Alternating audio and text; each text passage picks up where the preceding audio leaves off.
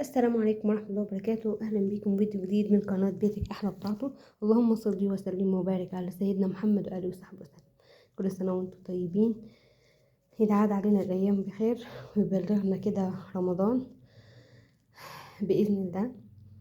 تايهة ولسه ما بدأتيش طبعا في حاجة، لسه ما انتظمتيش في الصلاة، لسه ما خليتيش ورد للقرآن، لسه حاسة نفسك ضايعة وخلاص داخلة الشهر من ما عملاش حاجة. اوعي تستسلمي لكده. زي ما كل واحد عنده إرادة ان هو مثلا انا تعبانة بس عيالي مش هيقدروا يناموا من غير اكل، لله المثل الاعلى طبعا. انا تعبانة بس مش عارفة مش هينفع حاجة تتأخر، يبقى الاولى ان احنا صلاتنا وعبادتنا ما تتأخرش. ايا كانت الهموم اللي عندك، صلاتك، ورد القرآن بتاعك، اذكار الصباح والمساء والحصن بتاعك، هو ده الحصن، هو ده اللي هنتحاسب عليه لما ننزل قبرنا.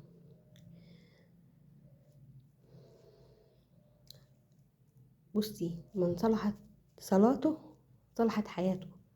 اعرفي طالما صلاتك فيها مشكلة يبقى حياتك اكيد فيها مشكلة.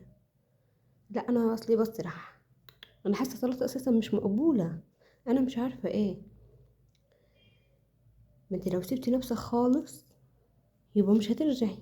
طب ما تخليك على الطريق، اكيد في مرة هتوصلي، اكيد. انتي حاولي، بس حاولي وانتي واقفة ما تفكرش في اي حاجة. مرة في اتنين في تلاتة انتي بتتدربي، انتي يعني بتحاولي، مش ان انتي بتأدي الفرض وبتجري، لا، انتي بتحاولي. المحاولة دي والجهاد ده في سبيل ربنا، ده هتلاقيه في حياتك بعد كده، هتلاقيه اتغير 180 درجة. اوعي تقولي خلاص ما الشهر يخلص انا هدخل رمضان اعمل ايه، لا هتدخلي، يمكن تبقى احسن من ناس كتير كمان. واستعيني بالاستغفار، واستعيني بلا حول ولا قوة الا بالله. استعيني، ما تخافيش، ربنا طبعا اكيد هيقف معاكي. تمام، اوعي تستسلمي. اترككم في رعاية الله وامنه، والسلام عليكم ورحمة الله وبركاته.